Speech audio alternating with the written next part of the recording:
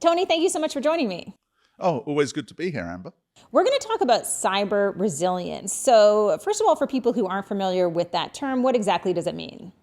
Well, it can mean different things to different people, but it's talking about how does your business run or how does it operate if there's an issue with something that's digital, i.e. cyber.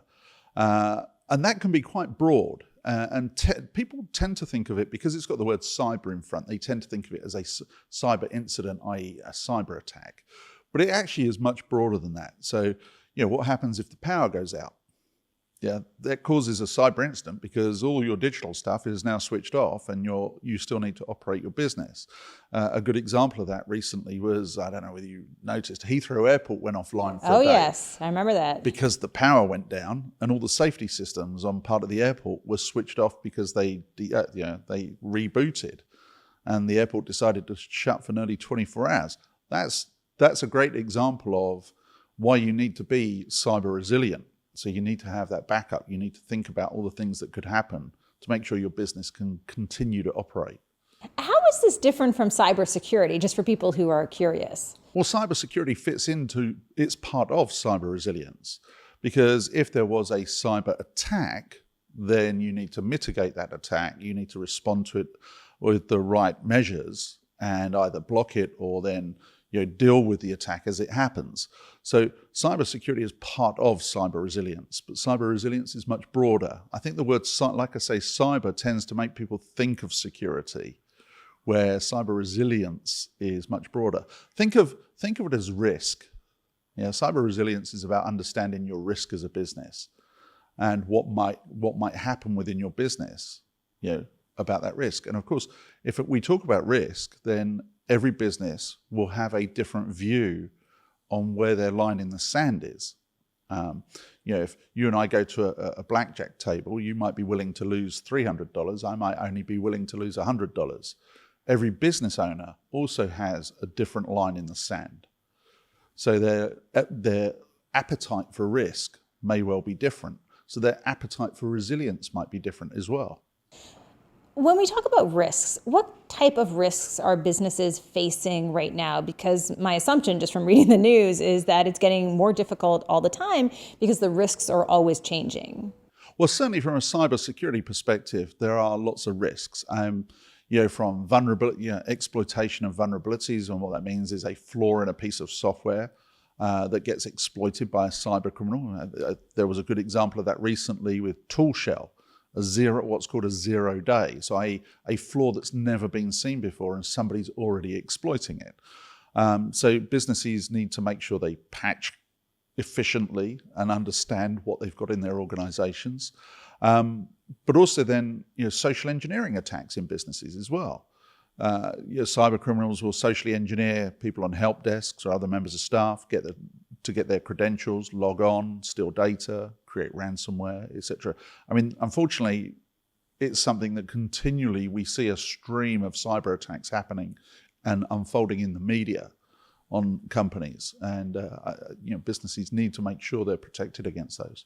When we think about cyber resilience, what are some of the mistakes that organizations are making when they think that they're resilient, but they absolutely are not? What are some of the things that maybe they do wrong? Well, one of the things is you need to understand, firstly, what you're reliant on and what your dependencies are.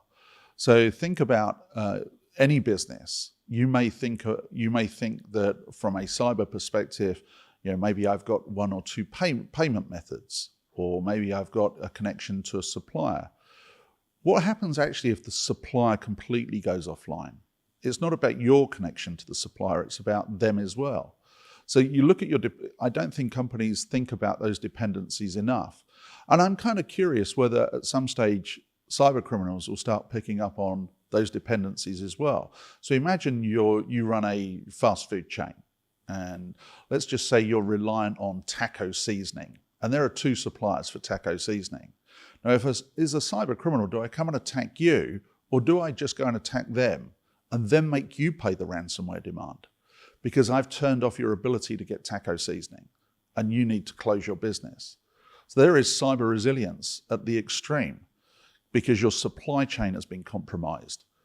And I've taken away, I've looked at how you're dependencies actually make you vulnerable.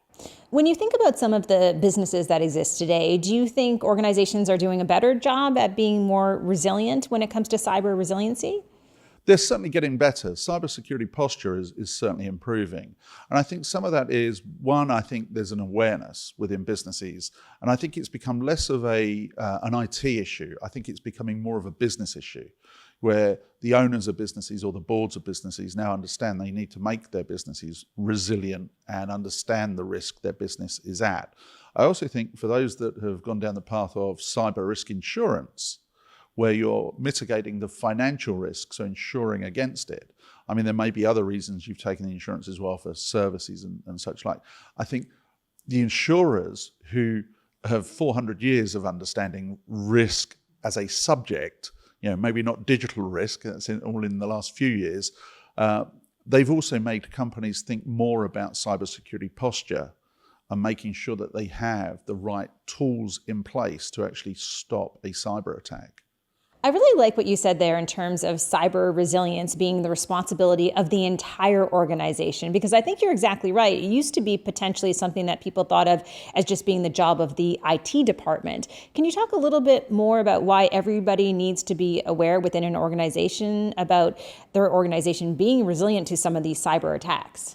Well, digital computing, however we want to term it, if you go back 10, 15 years, it was only a certain element of the business that relied on connectivity, computing, etc. But now, I can't think of a piece of a business that doesn't rely on it. And in fact, it's even difficult to think of a business that doesn't, an actual business that doesn't rely on it. Even your hairdresser, their online appointment system, if the online appointment system goes down, how do you book? How do they know who's coming in? So my point here is there is virtually no business that isn't relying on digital infrastructure. And that means everybody in the business is reliant on digital infrastructure. So once we get there, then we're all responsible, because every person also is part of the attack surface. So a cyber criminal will come and attack anyone to get their credentials. Any person in the organization is a potential route in. So therefore, we all need to be aware of how to keep the company secure. Talk to me a little bit to wrap things up about how ESET can help in terms of cyber resiliency and some of the work that you're doing.